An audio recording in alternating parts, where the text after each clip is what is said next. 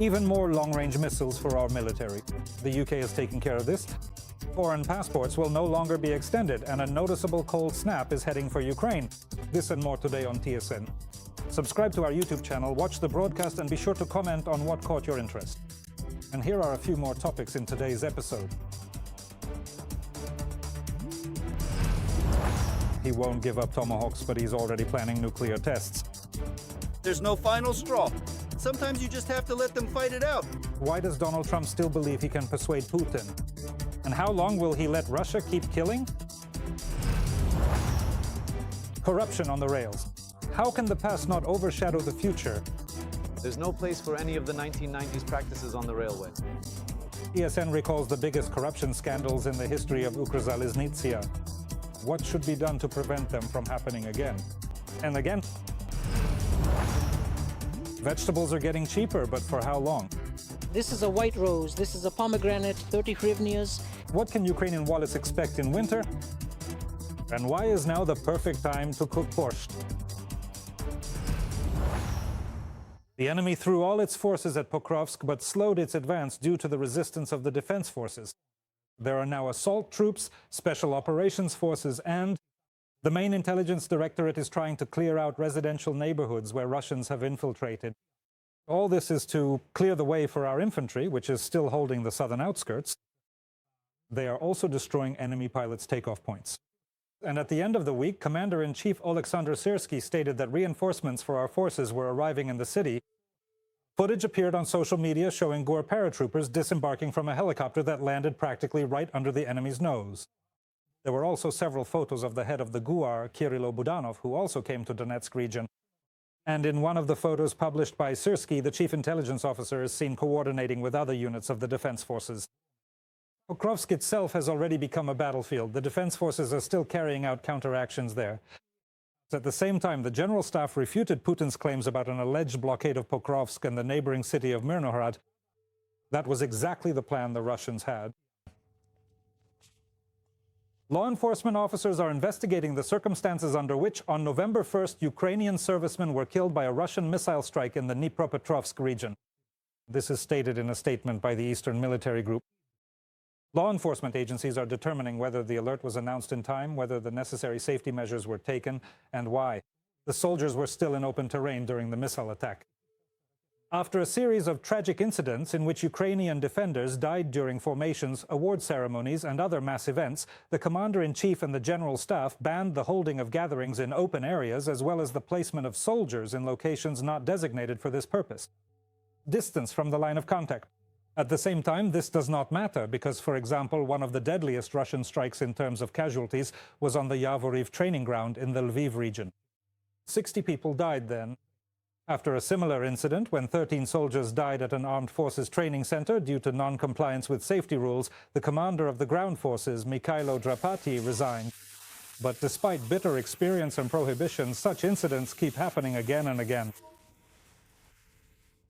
In Chernihiv region, a Russian drone detonated in a field on the territory of the Burzhnia community. It is known that 2 people were killed and 1 was injured. They were employees of an agricultural enterprise. In Sumy region, 1 person was killed and 9 were injured. In Trostianets, drones attacked the private sector. A man died in his own home. His wife and 2 young sons, aged 2 and 5, managed to run outside in time, so they only suffered minor injuries. 2 neighboring women were also injured, and the Russians struck the Lebanon community with missiles. 2 women were hospitalized with injuries, and there are 2 more victims in Novorodsk. In Donetsk region, 3 people were killed. The attack on Myrnohrad claimed the lives of 2 people. A resident of Staroraisky also did not survive the shelling. There is 1 injured person. As a result of the airstrike on Rayhorodok, about 15 houses were destroyed. In the morning, the Russians shelled the Kherson region. In the center of Berislav, 5 hits were recorded. Residential buildings and infrastructure were damaged. And 2 civilians were hospitalized after the strikes on Kherson itself. 2 women from Bilozerka also sought medical help. They were attacked by a drone the day before. In the village of Pidleman, which is in the Kharkiv region, an FPV drone hit a car, injuring 4 people. In the village of Cherkuni, a woman was injured in her own home. In Kharkiv, 3 hits by KAB bombs were recorded, damaging building roofs and road surfaces. In Dnipro, the occupiers struck with missiles, injuring a man and damaging an enterprise. Nikopol district was shelled with artillery and drones. More missiles for strikes deep inside Russia. The United Kingdom has provided Ukraine with a new batch of Storm Shadow missiles. This was reported by Bloomberg, citing informed sources. The exact number of long-range weapons being supplied to Kiev is being kept secret by London. It is only known that the government of the United Kingdom made this decision recently, so that Ukrainian forces can continue to strike targets on the aggressor's territory, and to ensure that Kyiv is supplied with reserves ahead of the winter months, during which the United Kingdom fears the Kremlin will intensify attacks on civilians. Let me remind you, Storm Shadow are high-precision air-launched missiles with a range of over 250 kilometers. The President of the United States does not intend to provide Ukraine with long-range Tomahawk missiles. Donald Trump stated this to journalists aboard his plane. He added that changes are possible, but not at this time. When asked for clarification about what could be the last straw that would convince him that Putin is not ready to end the war, Trump replied that for him, there is no last straw. There is no last straw. Sometimes you just have to let them fight it out. They are fighting. This is a tough war for Putin. He has lost a lot of soldiers, maybe 1 million. That's a lot of soldiers, and it's hard for Ukraine too. It's hard for both sides. Sometimes you just have to let them fight it out. Russia and China are secretly testing nuclear weapons, so the United States will also begin its own tests. Donald Trump stated this in an exclusive interview with the American TV channel CBS. He said he doesn't want the United States to be the only country not conducting nuclear tests. When the host pointed out that Russia is not testing nuclear warheads, but rather their delivery systems, and that the United States could do the same, Trump replied that the journalist simply doesn't know anything. At the same time, Richard Correll, the nominee for the position of head of U.S. Strategic Command, also confirmed last week, when answering a similar question in Congress, that neither Russia nor China are conducting tests involving nuclear explosions. But the commander-in-chief has a different opinion. Russia is testing, China is testing, but they don't talk about it. You know, we're an open society, we're different, we talk about it. We have to talk about it, because otherwise you'll start writing about it. They don't have reporters who would write about it. We do. The American leader also answered the question of why he has not yet managed to pressure Putin to cease fire and start negotiations. According to the U.S. president, he resolved 60% of the wars by threatening the parties with tariffs. But Russia practically doesn't trade with the U.S., quote, because of stupidity. That's why this method didn't work with Putin. So he had to act differently with him. However, Donald Trump still believes that Putin wants to do business with America and make money for his country. When the host reminded him about how he rolled out the red carpet for Putin in Alaska, Trump replied that he does that for everyone. To bring Trump, Putin, and Zelensky together for negotiations as early as the end of this month. This proposal was made by the President of Finland. Alexander Stubb believes that a convenient platform for such negotiations could be the G20 summit in South Africa. It will take place in Johannesburg at the end of November. And the President of Finland believes that the President of Ukraine should also be invited to the talks between Trump and Putin, who are expected to attend this event. Let me remind you, the meeting between Trump and Putin, which was planned to be held in Budapest, did not take place. In particular because Russia is not showing readiness for negotiations and is putting forward unrealistic demands to end the war. And tomorrow, Madrid will host a summit of the Coalition of the Willing. According to the Spanish publication El Mundo, the talks will be secret and closed to the public. Despite the fact that representatives from 35 countries will participate, they are being asked not to disclose any details of the summit. Participants have also been warned that mobile phones are prohibited. They will be collected and stored in a specially designated area. The discussions are expected to focus on how to increase support for our country. They aim to address Ukraine's urgent military and financial needs, as well as coordinate pressure on Russia. The participants of the meeting will also try to develop a unified approach regarding security guarantees for our country. In Germany, there is criticism over the noticeable increase in the number of Ukrainian men. Most of them are young men between the ages of 18 and 22. They began arriving in Germany after the decree in May that allowed Ukrainian men of this age group to travel abroad. This year, 8,000 new arrivals were registered in Germany, and by September, their number had increased to 19,000. Members of the Christian Democratic Union, the party of German Chancellor Friedrich Merz, say that these men are coming to the country for social benefits. In particular, this is what Florian Öst, a Bundestag deputy from the CDU, claims. He specifically traveled to the border with Poland to see the situation for himself. According to CDU General Secretary Karsten Linnemann, young Ukrainian men in Germany must work, not receive social benefits. This is not the first time that Germany has demanded the cancellation of social assistance for Ukrainians and to leave instead benefits for refugees, which are about 100 euros less than they are now. The coalition government has agreed to apply this rule to all Ukrainians who arrived after April 1st of this year, but so far the payments have not been reduced. And the Prime Minister of Bavaria, Markus Söder, wants to deprive even those Ukrainians who are already receiving this social assistance. I don't want to expel anyone, but if young people come to Germany, they shouldn't be allowed to use the solidarity system. Their goal should be to get a job. We support Ukrainians because this is a very important issue about peace, about freedom. And the fact that so many young people are coming to us, I find unacceptable, because there is a war in Ukraine and those people are needed there too. The extension of the validity of Ukrainian foreign passports has been cancelled. Now, if it has expired, you need to apply for a new passport. Also, information about children is no longer entered into the parents' documents. The Ministry of Foreign Affairs announced this and explained the new rules. So, the Cabinet of Ministers adopted the changes on October 29th. The procedure that had been in effect until now was exceptional. It was in effect from the beginning of the full-scale invasion so that Ukrainians could have the opportunity to escape and go abroad. At that time, there were also difficulties in the operation of the passport system. Now, those issues no longer exist. Therefore, you can now obtain new biometric passports both at embassies and consulates, as well as at branches of passport service centers abroad. The Ministry of Foreign Affairs explains that Ukraine must return to international standards because most countries in the world do not recognize passports with simply extended validity periods or without a separate document for a child.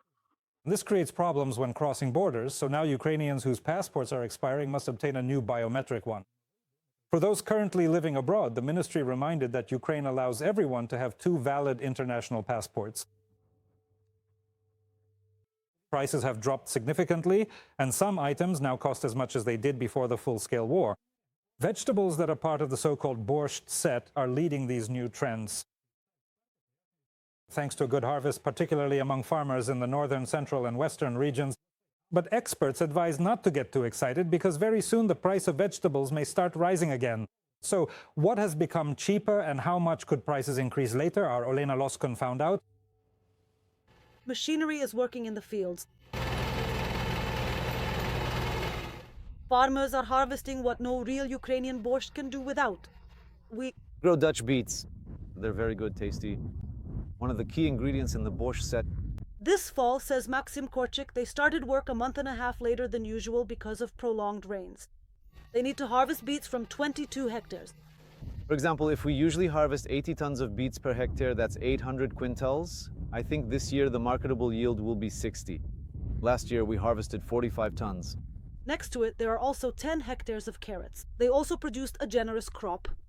How big can they get? Grams? I think about 300 grams or so. If last year our carrots yielded about 50 tons per hectare and that was the marketable amount, then this year I think we expect 70. It's not just Mr. Maxim who can boast of impressive harvests. According to experts' calculations, the yield of some types of vegetables is as much as 30 to 40% higher than last year. As a result, they say, prices have dropped. If we're talking about borscht vegetables today, then in October the price decreased by almost 5 to 6% compared to September.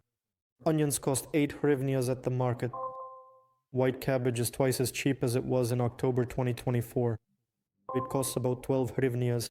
Farmer Maxim Korchak from the Kyiv region talks about the price drop using his own products as an example. Last year we sold beets in the fall for 12 hryvnias, about 12 hryvnias. During the winter period in February and March, we sold beets for 15 to 16 hryvnias. Now the price we are being offered is 6 hryvnias. We have carrots. In season from September to October, they went for 15 to 16 hryvnias. In February, carrots cost 20 to 21 hryvnias. Now carrots cost 7 to 8 hryvnias. But such low prices for vegetables, as experts and the farmer mention, are not everywhere. This is a white rose, that's a grenade. 30 hryvnias. This is one of the capital's markets. Mrs. Olena has been selling here for many years. She brings vegetables from Vinnytsia region. Cabbage is 30 hryvnias, beets are also 30, carrots are 30. Nearby is Mrs. Ludmila's stall from the Kiev region. The potatoes did well. You see how beautiful these potatoes are. Well, the beets turned out great. They're sweet and good. And look at the carrots. They're peat grown. Prices are 40, 40, 30. Both vendors say the harvest is good this year for them as well, but here's how they justify the price. Transportation costs we pay for the spot. The road is very expensive. In the store, maybe they advertise it. They bring it in by the ton, but we bring it in little by little. I know it's homemade. After all that's been put into it, you want to make some money off it, right? Experts explain that some farmers who grow much more than ordinary villagers have to lower the prices for their vegetables even further due to the lack of storage facilities. In general, dry conditions are ideal for the harvest campaign to take place. But when it rains, moisture accumulates in the vegetables. Unfortunately, not all farmers have commercial storage facilities where moisture can be controlled and the produce can be dried. Currently, farms have storage capacity for about 350,000 tons.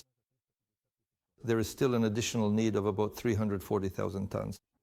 If we talk about storage facilities, we have lost around 280,000 storage units that were located in the occupied territories.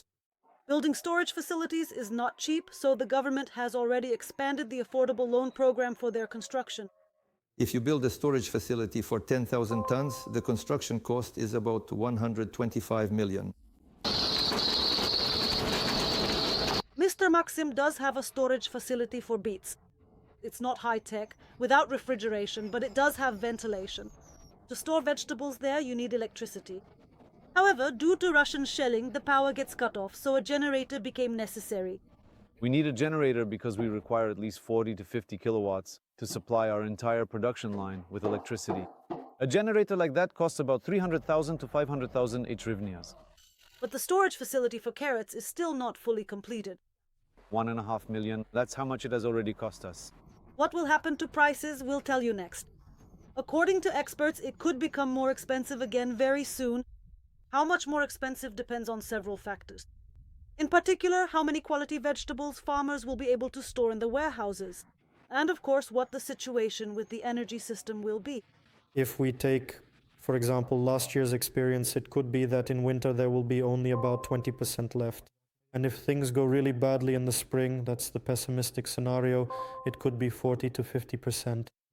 As for farmer Maxim Korchak, he is in no hurry to sell his vegetables straight from the field. For him, he says the main thing is to preserve as much of the harvested crop as possible. That's why now he plans to store it in a warehouse. Olena Loskun, Mikhailo Petyata, Valentin Shelko, Andriy Klast, and Andriy Romanok. TSN 1+1. By the way, which product price increases have hit your wallet the hardest in recent years? Share this unpleasant experience in the comments. And also tell us about a pleasant one. What's your favorite borscht and what special way is it prepared in your family? We'll be reading all of this in the comments under the broadcast on YouTube. Give us a like, subscribe to the channel, and the TSN broadcast continues.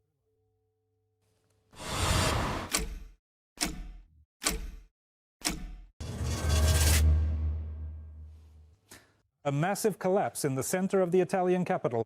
In Rome, not far from the famous Colosseum, an ancient tower has fallen. The building was under renovation when the first collapse occurred. 3 workers were injured. One of them was seriously hurt. The second collapse, which was caught on camera, happened later when rescuers were already at the scene. This tower was built at the beginning of the 13th century for the family of Pope Innocent III. After years of deterioration, they finally began to restore it, but it seems they didn't make it in time. Now, emergency crews have to assess whether the remaining structure is still stable.